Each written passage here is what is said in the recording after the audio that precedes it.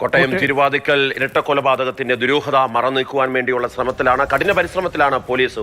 ഒപ്പം കൈപ്പള്ളി, ഇതിൽ നമ്മൾ നേരത്തെ പറഞ്ഞു നിർത്തുന്നു, ജേനസ് രാജു നിൽക്കുന്നത് ഇപ്പോൾ ഒരു റെയിൽവേ ട്രാക്കിലാണ്. 2017 ഗൗതം എന്ന വിജയകുമാറിന്റെ മകൻ മരണപ്പെട്ട നിലയിൽ കണ്ടെത്തിയ ആ റെയിൽവേ ട്രാക്കിലാണ് നിൽക്കുന്നത്. കാരണം ഒരുപാട് ദുരൂഹതകൾ ഒരുപക്ഷെ സംശയിക്കപ്പെടുന്ന, ഒരുപക്ഷെ എന്നാൽ ഈ കുടുംബവുമായി ബന്ധപ്പെട്ട ഈ കൊല്ലപ്പെട്ട വിജയകുമാർ നടത്തിയ പോരാട്ടത്തിന്റെ ഫലമായിട്ടാണ് ഇന്നിപ്പോൾ ഇത് CBI അന്വേഷണത്തിലേക്ക് എത്തപ്പെടുന്നത്. 2017 മകൻ മരണപ്പെടുന്നത്. അപ്പോൾ മകന്റെ മരണം, ഈ ബോഡി കിടന്നത് ഈ റെയിൽവേ ട്രാക്കിന് തൊട്ടടുത്താണ്. ആ റെയിൽവേ ട്രാക്ക്, കാരിത്താസ് ആശുപത്രിയുടെ തൊട്ട് സമീപത്ത് റെയിൽവേ ട്രാക്കിൽ ഇപ്പോൾ ജേനസ് രാജു നേരിട്ട് പ്രേക്ഷകരോട് വിവരിക്കും 2017 അന്നത്തെ ആ ഒരു ചിത്രത്തിൽ എങ്ങനെയാണ് അത് സംഭവിച്ചത്, അവിടെ ഉള്ള അന്ന് മൃതദേഹം കിടന്ന സ്ഥലവും പിന്നീട് ഈ പറയുന്ന വാഹനത്തിന്റെ അകലവും തമ്മിലൊക്കെ ഒരുപാട് സ്വാഭാവികമായിട്ട് നമ്മൾ നേരത്തെ തന്നെ പറഞ്ഞിരുന്നു, കുടുംബത്തിന്റെ സംശയം അതാണ്. കാരണം റെയിൽവേ ട്രാക്കിൽ നിന്ന് ഗൗതത്തിന് വാഹനം കണ്ടെത്തുന്ന സ്ഥലത്തേക്ക് 250 മീറ്ററോളം ദൂരവ്യത്യാസമുണ്ട്.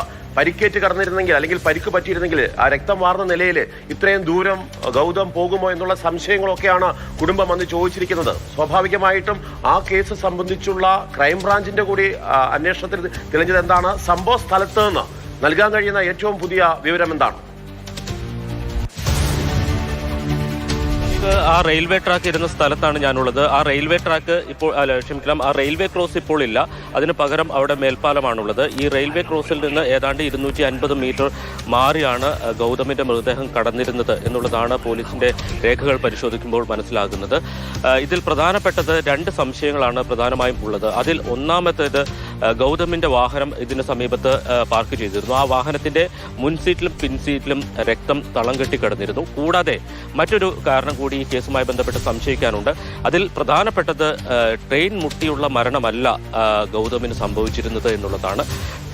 അതായത് മരണകാരണമായി പോസ്റ്റ്മോർട്ടം റിപ്പോർട്ടിൽ തന്നെ ചൂണ്ടിക്കാട്ടുന്നത് കഴുത്തിലും അതോടൊപ്പം തന്നെ നെഞ്ചത്തുമേറ്റ ആഴത്തിലുള്ള കുത്താണ് എന്നുള്ളതാണ്. അപ്പം അദ്ദേഹത്തിന്റെ മരണകാരണം എന്ന് പറയുന്നത് ഇത്തരത്തിൽ ബ്ലേഡ് ഉപയോഗിച്ചുകൊണ്ടുള്ള ആഴത്തിലുള്ള മുറിവാണ് മരണത്തിലേക്ക് ഗൗതമിനെ നയിച്ചത്. പക്ഷേ പോലീസിന്റെ ആദ്യഘട്ട അന്വേഷണം ആ രീതിയിലല്ല പോയത്.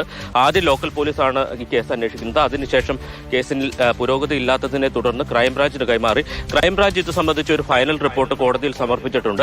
അത് വളരെ വിചിത്രമായിട്ടുള്ള ഒരു റിപ്പോർട്ടാണ് എന്ന് പറയേണ്ടി വരും. കാരണം സ്വയം കുത്തി പരിക്കേൽപ്പിക്കുകയായിരുന്നു ഗൗതം എന്നുള്ളതാണ്. ആത്മഹത്യയാണ് എന്ന നിഗമനത്തിലേക്ക് പോലീസ് എത്തുകയും അതോടൊപ്പം തന്നെ ഇത് സ്വയം കുത്തി പരിക്കേൽപ്പിച്ച മുറിവുകളാണ് ഉണ്ടായിരുന്നത് എന്ന രീതിയിൽ ഒരു കണ്ടെത്തലുമാണ് ക്രൈംബ്രാഞ്ച് നടത്തിയിരിക്കുന്നത്. പക്ഷേ ഇത് ചോദ്യം ചെയ്തുകൊണ്ടാണ് വിജയകുമാർ വീണ്ടും CBI അന്വേഷണം ആവശ്യപ്പെട്ടുകൊണ്ട് ഹൈക്കോടതിയിലേക്ക് ഇപ്പോൾ തന്നെ മടങ്ങി വരാം.